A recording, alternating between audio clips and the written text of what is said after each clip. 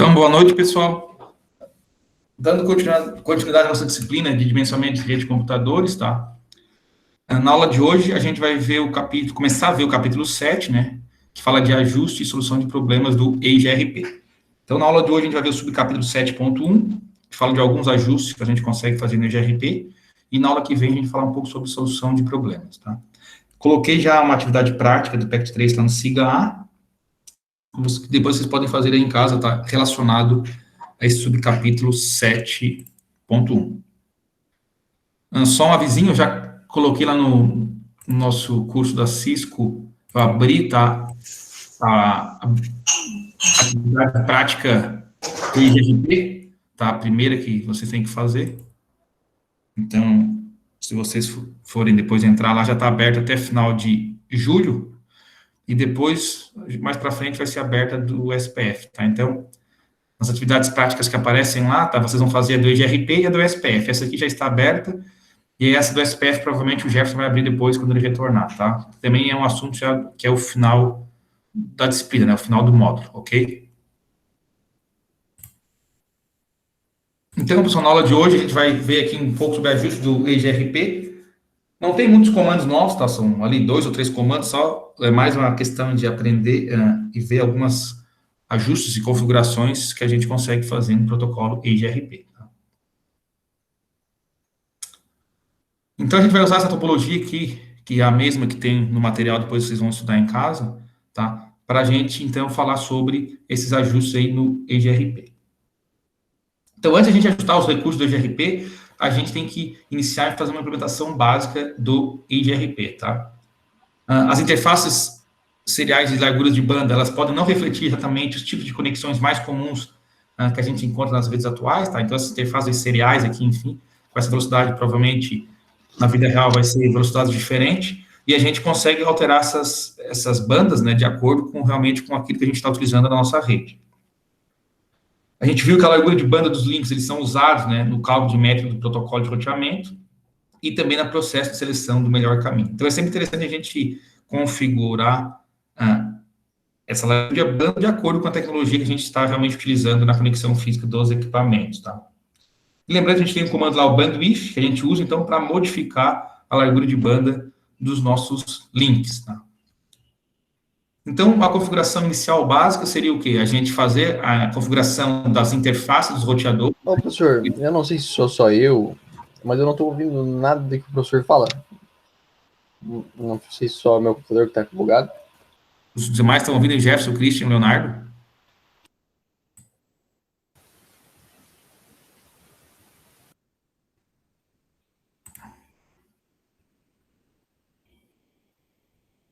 O Christian está ouvindo. O Jefferson está ouvindo? Então, eu vou dar uma reiniciada aqui.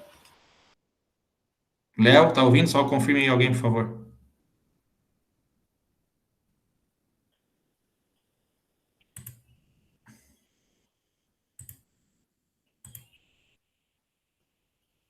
Léo, Jefferson, ouvindo? Ouvindo bem? Beleza. Então, pessoal, inicialmente seria feita a configuração das interfaces, tá, dos roteadores. O Gigabit Ethernet, a serial, aqui, por exemplo, é outra serial, no R1, configurar as interfaces no R2 e também no R3, tá?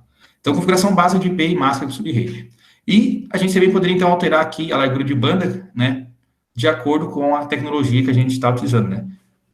Lembrando que a serial é uma velocidade bem mais baixa, enquanto a gigabit é uma velocidade bem mais alta, tá? Então, essas aqui seriam as configurações iniciais, tá?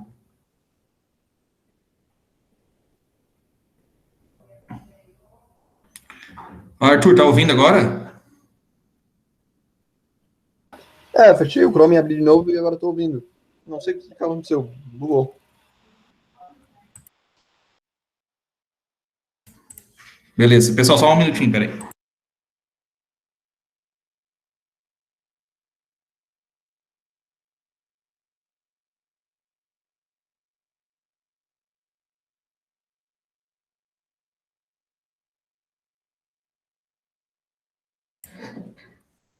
Tá ouvindo, Arthur? Tô vendo. Beleza. Pessoal, então, continuando aqui, então, inicialmente a gente faz as configurações básicas, a gente viu na aula passada. verifica de alargura de banda para fazer de acordo com a nossa tecnologia que está utilizando no link, né?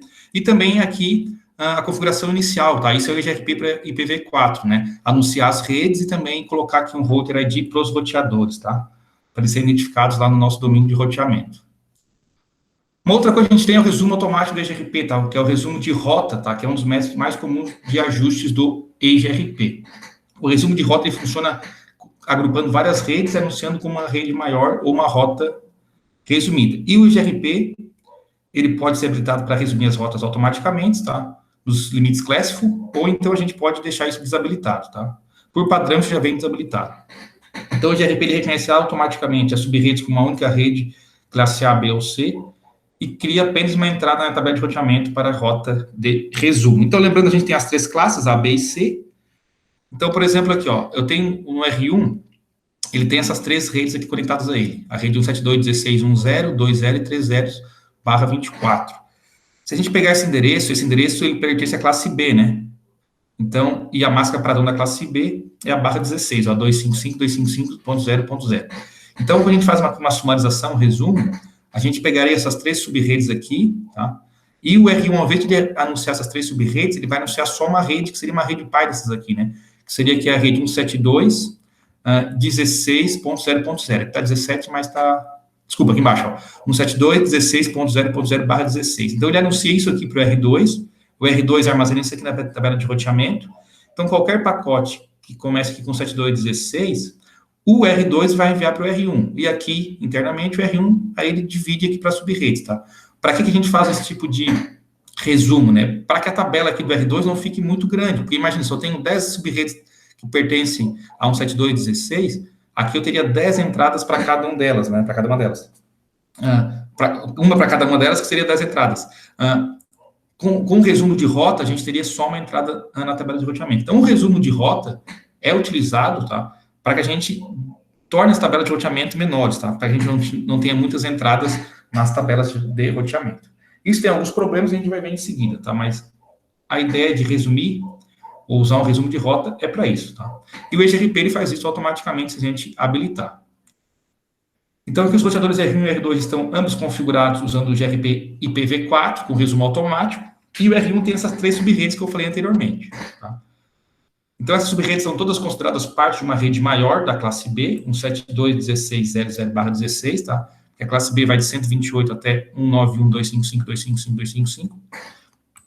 Então, quando ao enviar a tabela de roteamento para o R2 vai enviar, então, somente a rede resumida, que é 172.16.00/16, e essa informação que o R2 vai armazenar na tabela de roteamento, tá? No entanto, para que os roteadores encontrem o melhor caminho para cada subrede, a gente deve enviar separadamente as informações de cada subrede, tá? Então, nesse exemplo,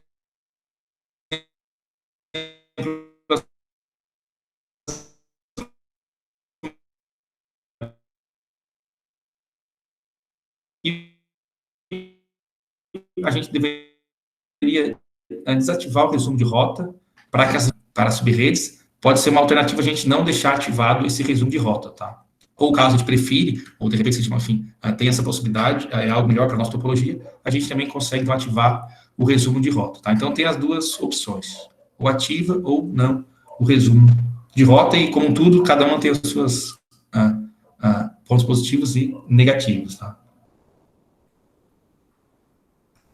Então, o resumo automático ele é desativado por padrão no EGRP IPv4 a partir do iOS da Cisco versão 15.0 e o 2.2.33. Então, de algumas versões mais atuais, ele já vem desativado. E se eu quiser ativar, é só usar o comando auto-sumário, tá? Então, eu entro lá no router EGRP, passando o número de sistema autônomo e dou o comando auto-sumário. Com isso, automaticamente, ele vai fazer o resumo de rota, tá? E para desativar é só dar o comando no auto-sumário. Então, se a gente usar aqui, por exemplo, a saída do comando show IP protocol, tá, no roteador R1, a gente vai ver que o resumo automático está ativado. Aqui, ó, Automatic Summarization Enable, então quer dizer que nesse roteador a sumarização de rota está ativada. E a saída também vai exibir as redes que são resumidas em qual interface, tá? Então, nesse exemplo aqui, o R1 ele resume duas redes nas atualizações de roteamento. Então, são essas redes aqui que ele vai enviar nas atualizações. Uma delas é a 192. 168.10.0/24, que é enviada para a interface giga 00 e serial 000, e a outra, a 172.16.00/16, que é enviada para a serial 00/1, tá? Então, aqui seriam as rotas que são as sumarizadas, que são enviadas nas atualizações do IGRP.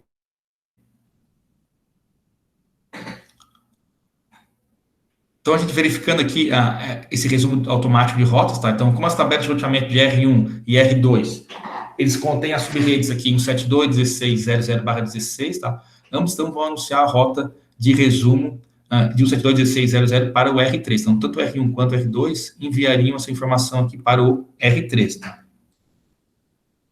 E com isso, se a gente fosse usar o comando show IP IGRP topology, aqui ao links, a gente vai ver que lá no R3 vai ter as duas rotas, né? Tanto para o R1 e para o R2, para a superrede 172.16.00/16, tá? Uma vez que ele recebeu a informação aqui de dois roteadores, tá? Tem a métrica aqui diferente, ele instalou as duas lá na tabela dele, tá? E aqui a gente deve observar que apenas um sucessor, né, é escolhido devido à largura de banda de interface mais rápida. Então, apesar de ter dois aqui opções, tá? Ele escolheu apenas aquela que tem a menor métrica, né? Que seria, então, a escolhida aqui, né? A 2.170.112. Com o comando show IP route, a gente também, então, verifica a nossa rota resumida na tabela de roteamento, tá? Então, se a gente der o comando show IP route IGRP para mostrar as entradas que estão na tabela aqui de roteamento do IGRP, a gente vai ver que a gente vai ter as três entradas, então, 72.16.10, 72.16.20, 72.16.30, e todas elas, né, são sub-redes aqui da rede maior, que é 172.16.00/16, tá? Então, essa aqui, na verdade, seria a rota sumarizada que seria enviada, né, nas atualizações, tá? Mas, nesse caso aqui, a gente está com a sumarização desabilitada. Quando eu habilito a sumarização, eu fico, então, aqui na entrada da minha tabela de roteamento apenas com a entrada 172.16.00/16, tá? Para fazer esse anúncio aqui para as demais redes, tá? O resumo automático, ele não é uma opção no IGRP v6, porque o endereçamento clássico não existe, tá? Então, no IPv6, a gente não tem essa ideia de sumarização. E como eu falei anteriormente, o resumo ele pode causar alguns problemas de endereço resumido se a gente anunciar alguma rede que não está disponível no roteador de anúncio, tá? Aqui, por exemplo, o R1, ele anuncia para os demais roteadores que ele conhece a rede 16.10, 16.20 e 16.30, tá? Só que ele faz esse anúncio quando está sumarizado a rota com essa super rede. Só que, por exemplo, se o R3 recebe um pacote 172.16.4.0, ele vai mandar isso para o R1, né, que seria aqui pertence à super rede. Só que o R1 não conhece a rede 16.4.0. Então, esse é um dos problemas que a gente vai ver aqui em seguida, que a sumarização aqui automática pode ocasionar. E como o IGRP ele lida com isso, a gente já vai ver depois ali em seguida. Então, aqui já é aqui, na verdade. Então, o IGRP ele evita os problemas causados pelo resumo automático, adicionando uma rota de rede para a rota de rede Classical na tabela de roteamento.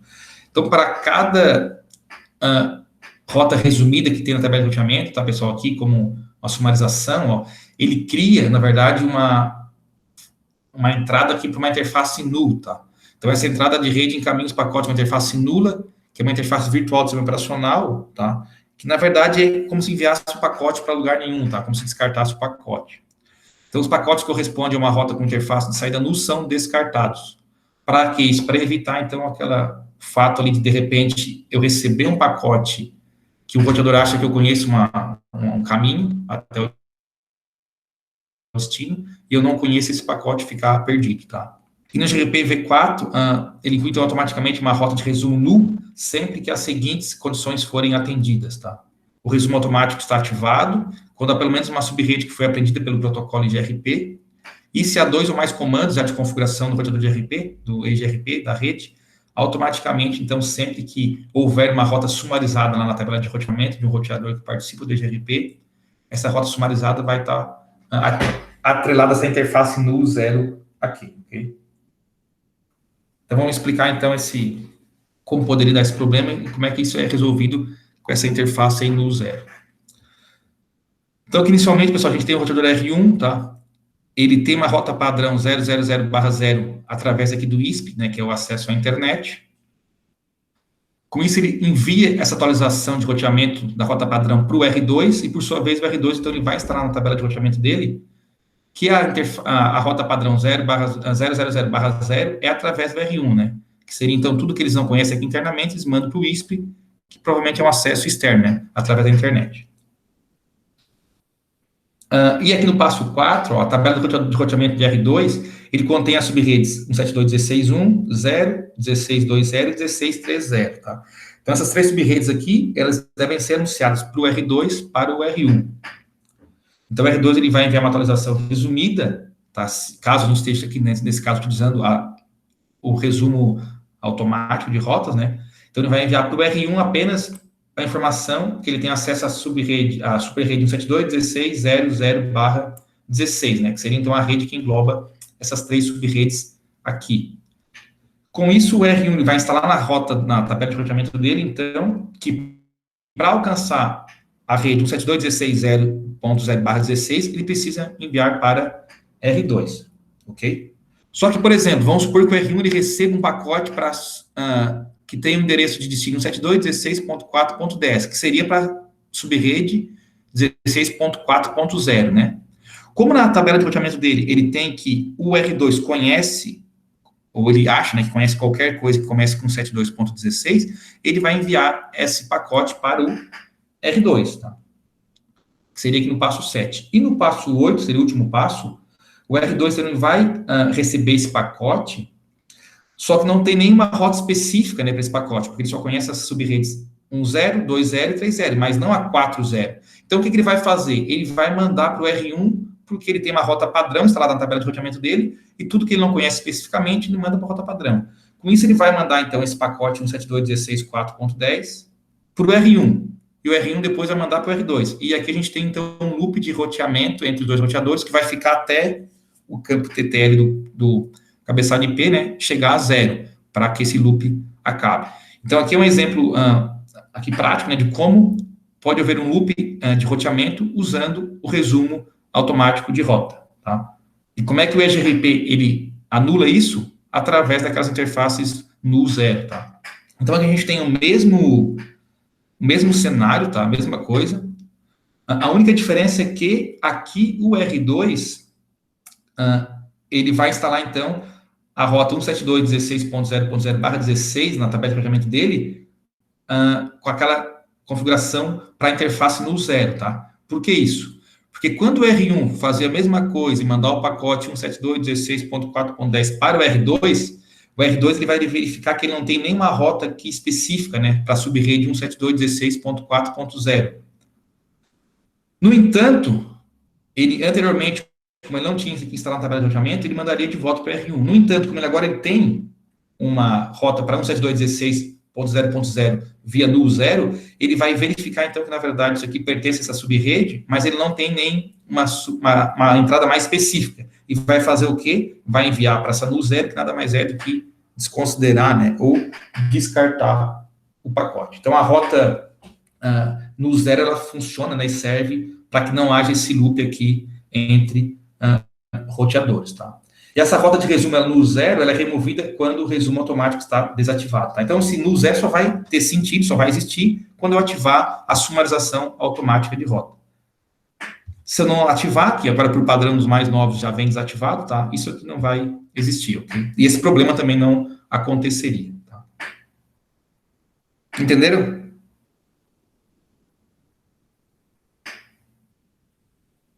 Sim? Não?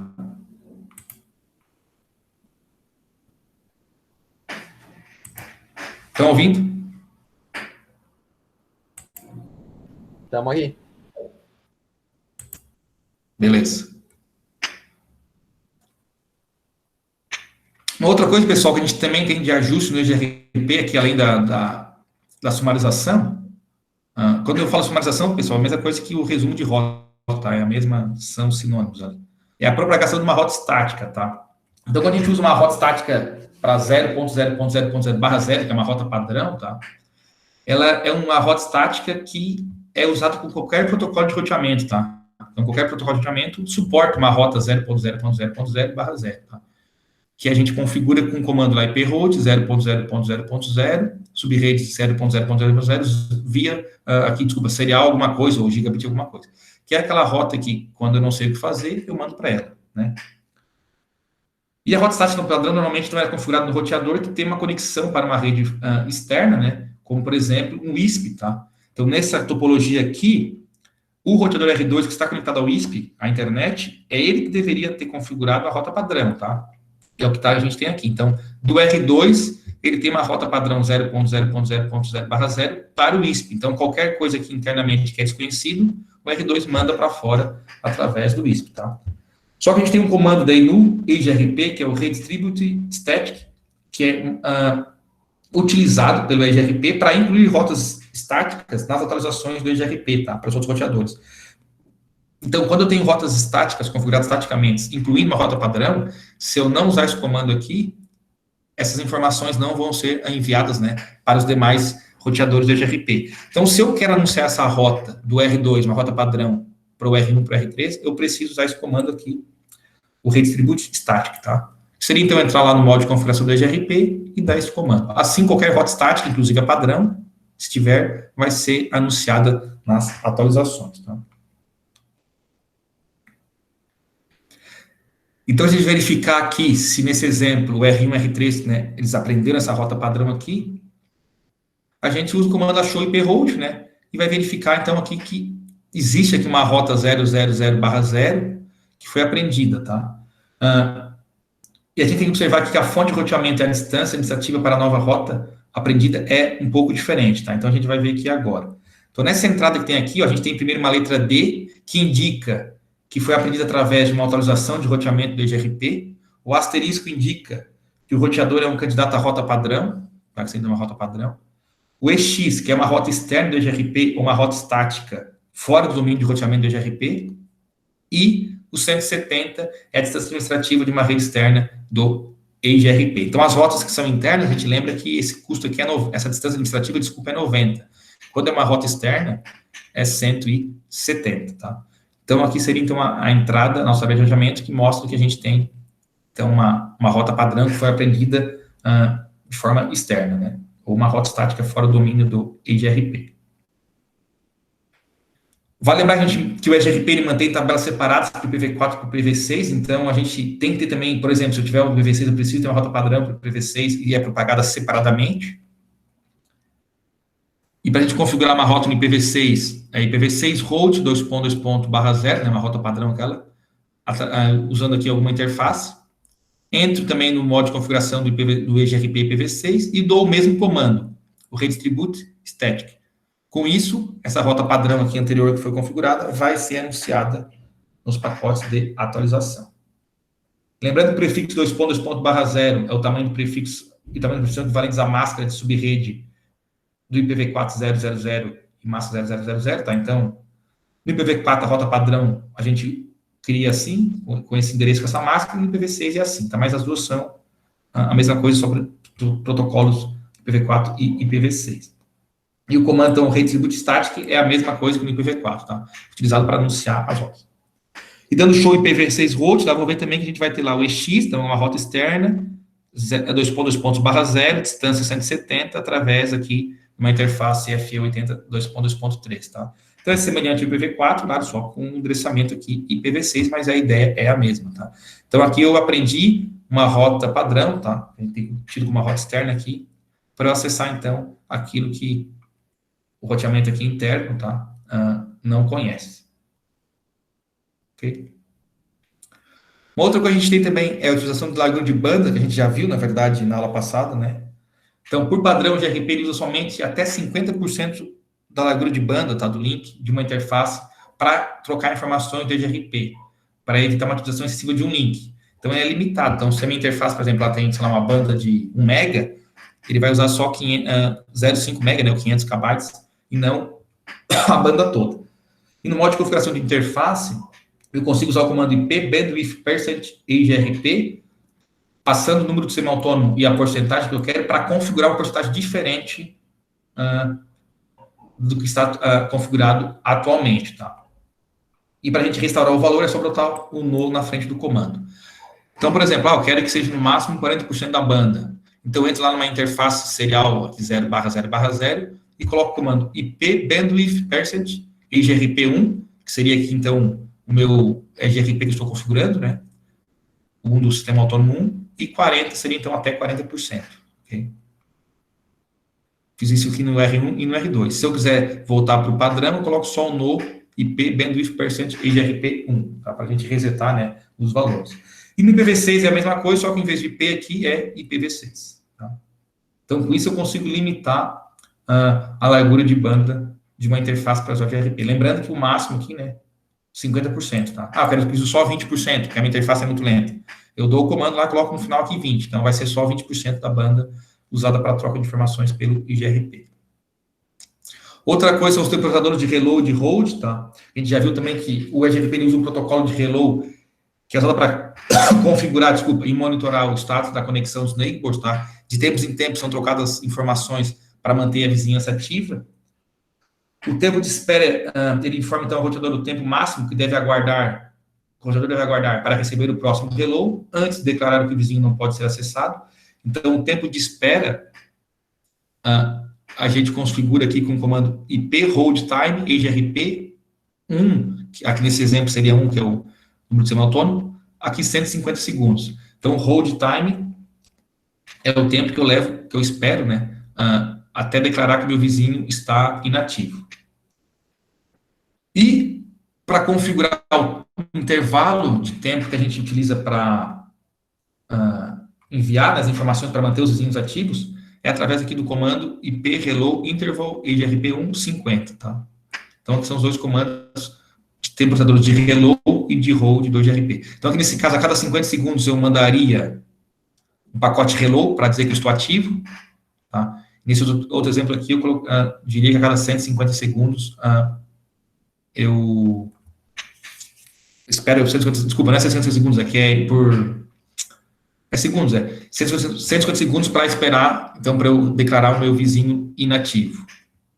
E no IPv6, é o mesmo comando, só vai mudar aqui o início, né? Do vez de ser IP, é IPv6, IPv6. Aqui no slide está errado, né? Porque tá os dois IP hello interval, né? Na verdade, um é IP hello interval, que é para o intervalo, e o outro é o hold time, que é para o tempo de espera. Tá? E os intervalos de hello e tempo de espera são configurados por interface, tá? E não precisam ser correspondentes a outros roteadores do IGRP para estabelecer ou manter as adjacências. Então, eu posso fazer isso em cada roteador, em cada interface, independente de qualquer coisa. Não precisa ser todos iguais, tá? Posso colocar uma interface com mais e outra com menos, por exemplo, ok?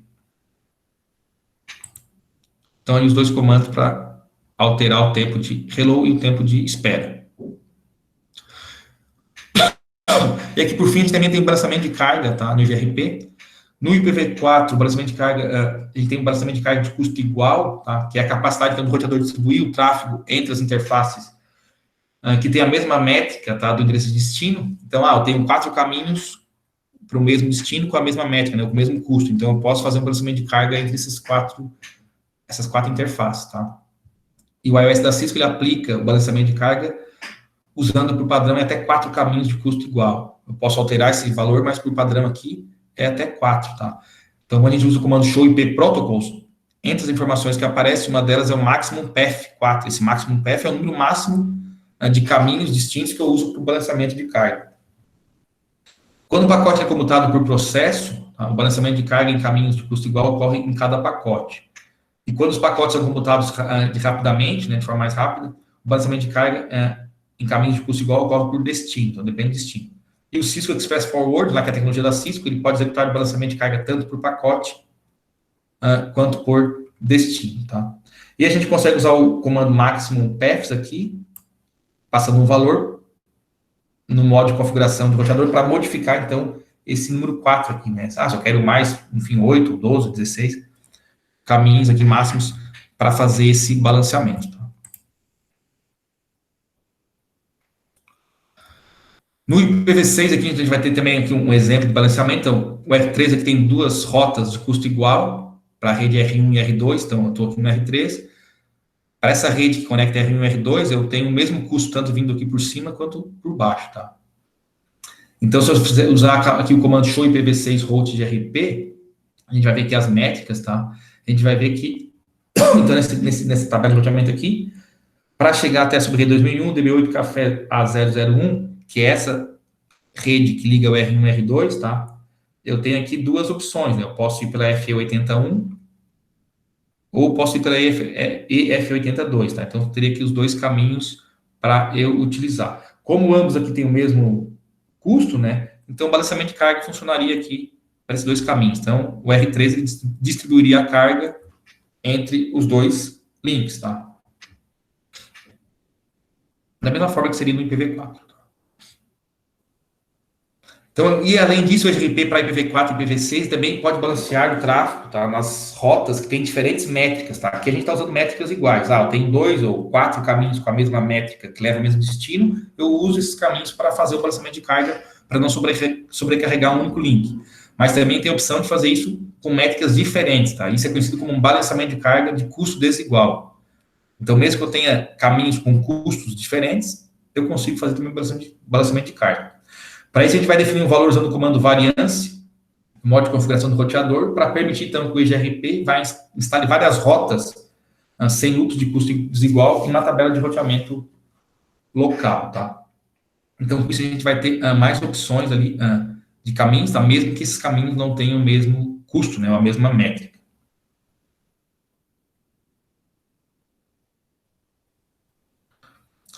E uma rota aprendida por EGRP, ele deve cumprir dois critérios, tá? Para ser instalado na tabela de roteamento. Uma delas é a rota deve ser livre de loop, sendo um sucessor viável ou tendo uma distância relatada menor que a distância total, e a métrica da rota deve ser menor que a métrica da melhor rota, né, sucessor, multiplicada pela variância configurada no roteador. Tá? Isso aqui dá para a gente ter mais de uma rota para a gente conseguir fazer o balanceamento. Então, no balanceamento de carga e custo desigual, se eu setar a variância para 1, somente as rotas com a mesma métrica que o sucessor são instaladas na tabela de roteamento local. Tá? Se a variância for definida para 2, qualquer rota aprendida pelo GRP com uma métrica 2 vezes menor, ou a metade, né, que a métrica do sucessor será instalada na tabela de roteamento. Tá? Então, aqui eu consigo controlar o tipo de instalação que eu vou ter na minha tabela de roteamento. Tá?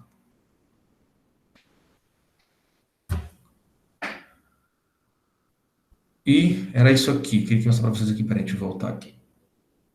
Esse aqui, pessoal, tá? É o patch 3 que tem lá para fazer, que seria a propagação de uma rota padrão, tá? Por IPv4 e IPv6, que é a parte prática que nós temos lá para fazer, que está no SIGA, tá?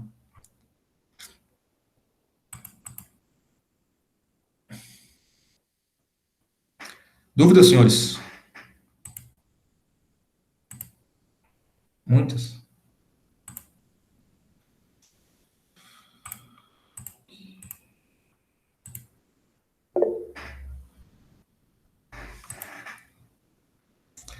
Pessoal, aqui aquela parte que a gente viu ali de propagação de rota, tá?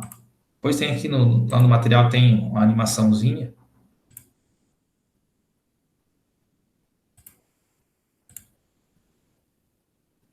Depois vocês vejam lá, fica de repente melhor de entender até. Deixa eu ver uma coisa aqui.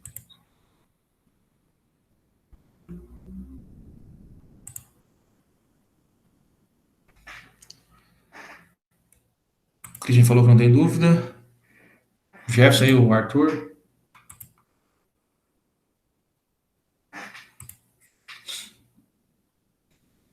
Tranquilo, professor, dá uma revisadinha também, quando a gente for ler o material. Beleza. O Léo perguntou quais os capítulos práticas. O Léo, na verdade, eu capitulei o 6 e o 7, né, que é o EGRP, e depois o 8, 9 e 10, que é o SPF, tá? São duas práticas, uma do protocolo de EGRP e a outra do SPF. Só que do SPF a gente não abriu ainda, desculpa.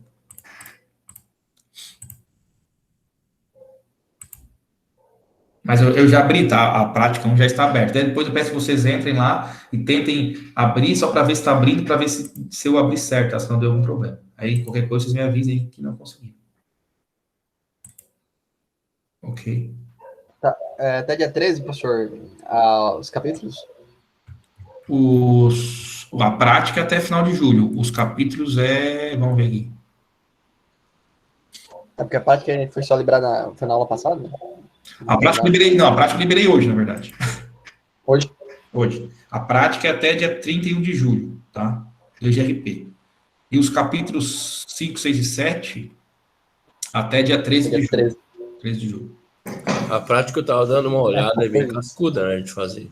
É cascuda, né? É. Ó, Eu botei 2 tentativas e 6 horas, tá, pessoal? Mas eu peço assim, ó, vocês conseguem entrar e sair, né?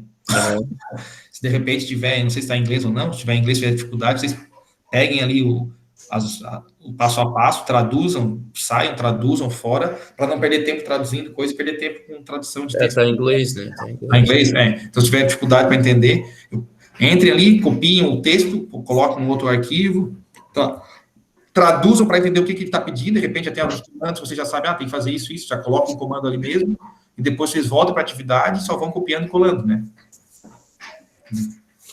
Para não perder tempo. Mas eu botei 6 horas, se não estou enganado, para fazer. Depois da aula eu vou começar a fazer, porque pelo menos vai levar uns dias, assim, para o cara assimilar, fazer tudo certinho. Uhum. É bom, como eu falei, pegar o que está pedindo ali, e aí vocês vão depois do material, para fazer isso, como é que eu configuro isso? Já pega ali uns comandos ali básicos, já coloca, né? Sim. Já ter tipo um script, um roteiro, para depois só chegar lá nos roteadores e nos equipamentos e colocando as configurações, né?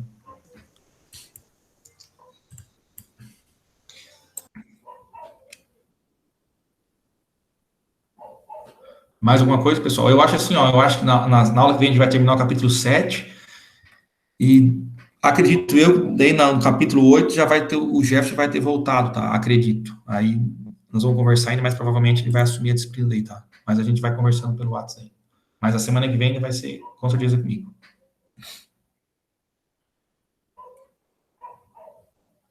Então, supostamente, a última aula com o professor? Desculpa? Última aula com o professor, então? Semana que vem provavelmente vai ser a última aula, não sei, a gente vai ver a semana com o Jefferson, como é que ele vai voltar, mas eu vou terminar a semana que vem o capítulo 7, né? E eu acho que no dia 13, é isso, dia 13? 13 de julho, de repente já vai ser ele, né? Tá? Que eu vou assumir de volta a matemática na primeira fase, que tá com outro colega.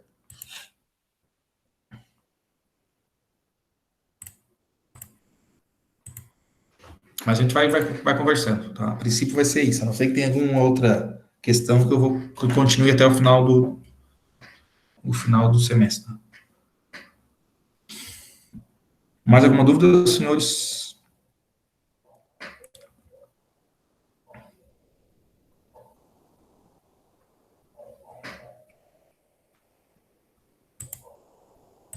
Então, vamos parar a gravação aqui para depois colocar lá, já que tem pouquinho aluno hoje, né?